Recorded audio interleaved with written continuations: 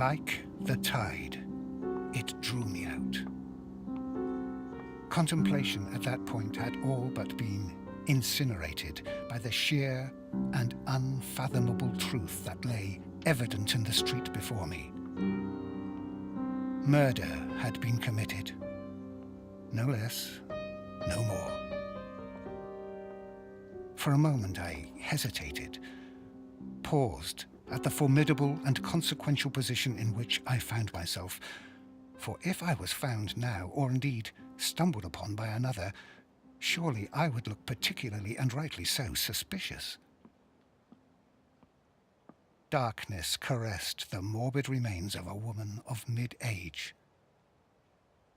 Her hair was matted, and blood was visible on her lips and chin, either from being struck there directly, or the dried evidence resulting from a nosebleed.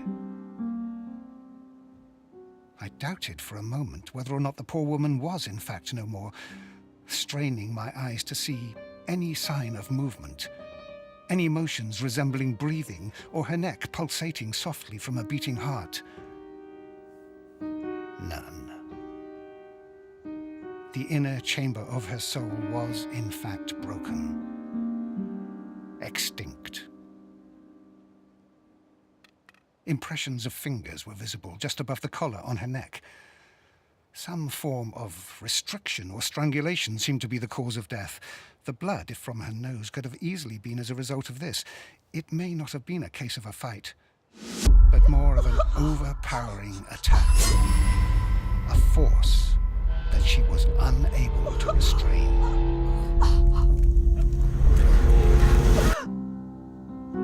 An act on my part was now due. Barely a minute had passed since I had stumbled upon the lifeless body, and I needed to move fast. The murderer was getting away, further and further from the scene the longer I pondered, dwelling on the finer details. I shifted the shock to the back of my mind, regaining focus. I looked up, in readiness to go and summon help, when I was confronted by a silhouette of a person standing before me, wearing a hat that had been deliberately pulled down too far, preventing me from having any chance of seeing their face. Help! This woman has been murdered. I've just found her, I pleaded, hoping this person would quickly assist. They offered nothing. I realized then that I had not been alone at the point of finding the body. But the blood on her lips was dry. Her death must have been some time ago. Therefore, why, if this was the murderer standing before me, had they waited here for so long? Maybe they had previously attacked this woman at another scene, and then brought her to this darkened alley to finish the job.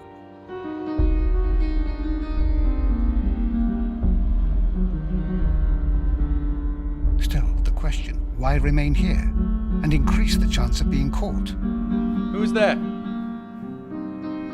Come into the light, show yourself. I want to ask you again. What's happened, dear? What have you done? Me? What have I done? Nothing. What are you doing there? I need to alert the authorities immediately. Authorities? What do you want to do a thing like that for? You think they'll believe you? Well, they may you, but me. They must be informed. The killer's getting away the longer we stand here deliberating. Wait. Unless... you.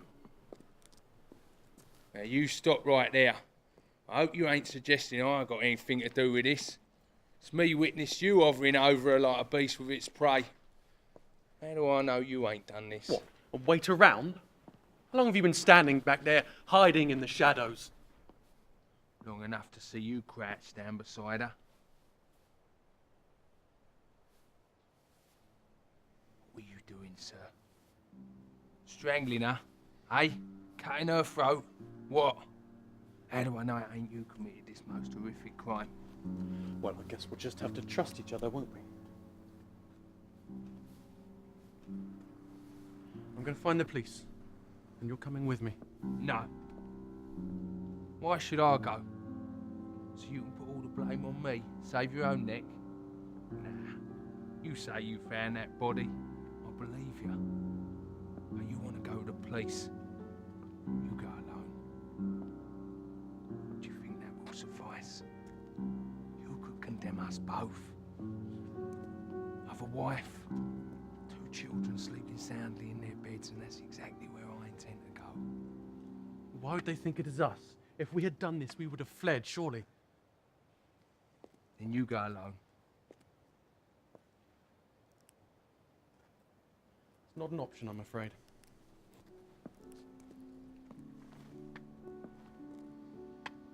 I can't take that chance. After all, how could I live with myself if I let you walk away, not knowing for sure if you are in fact an innocent man? We go together. Step back, I'm warning you. So I see your angry side, do I? You do have a temper, sir. Come any closer, I will strike you. I'll take my chances. But rest assured, there is no way I'm letting you walk away from here.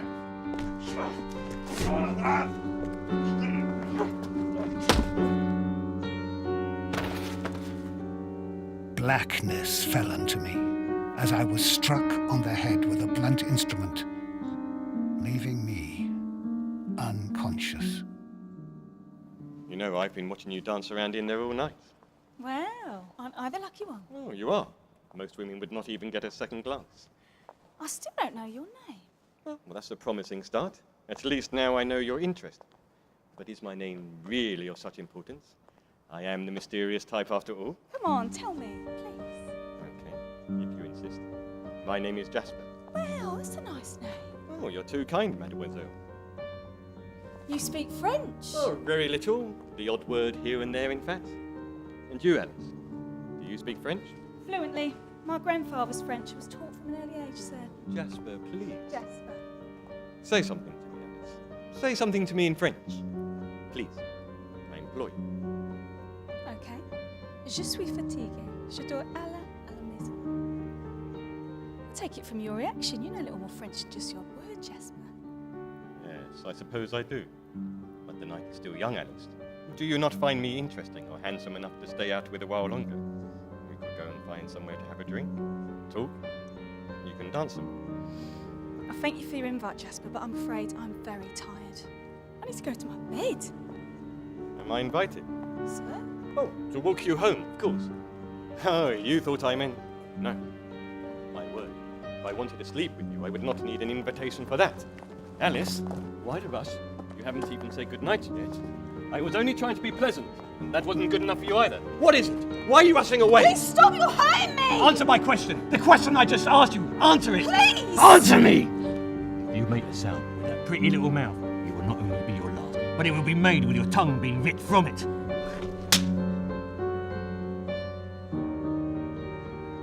When awaking, vision blurred. I found I was surrounded by police. A man, a civilian standing to their right, was giving an account of what he had supposedly observed, incriminating me. Now tell me, not missing any details, no matter how minor, what happened to this girl? Well, I was walking home, minding my own business. I heard some strange noises. I heard a scream so chilling. For a moment it had me frozen to the spot. It wasn't a full scream, sir. The woman was in danger. Danger of what? All that. Please refrain from attempting humour and or sarcasm when speaking to my fellow officer, Mr. Wilde. It may obscure his report and his judgment. And are you, in fact, completely innocent in all of this anyway, eh? We may have broke you both up from fighting, but was it he that was defending himself from you? So, until we can establish the actual truth of what's happened here, I suggest you tread very, very carefully. Apologise, sir. Quite right.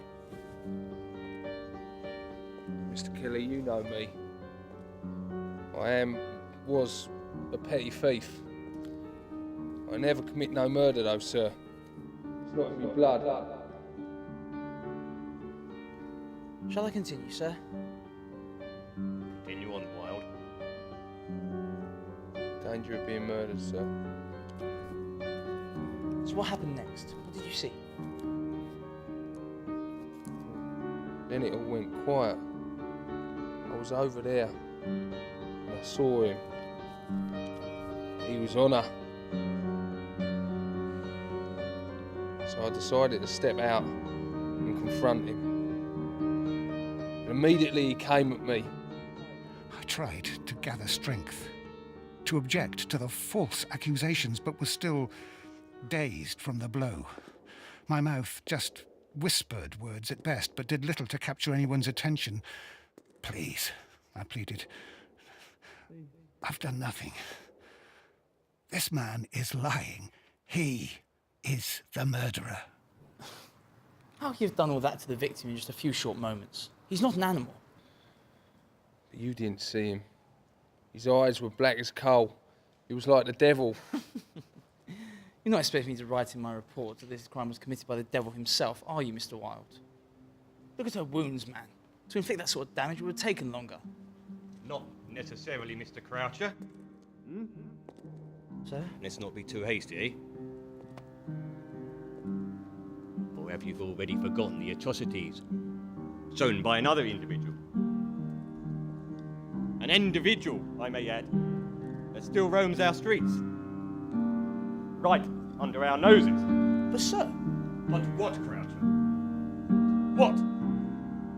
my apologies, sir. I understand. Moments later, I was discovered. My valiant attempts to grab attention had paid off.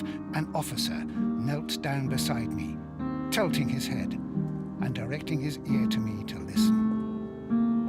Officer, I have done nothing. That man there giving that statement is the murderer.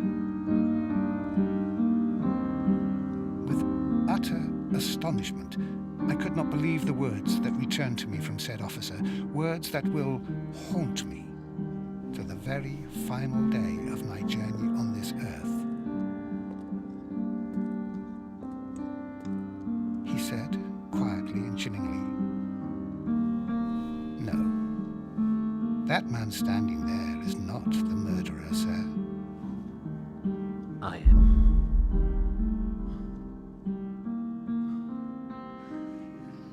That was extremely foolish of you, sweet little Alice.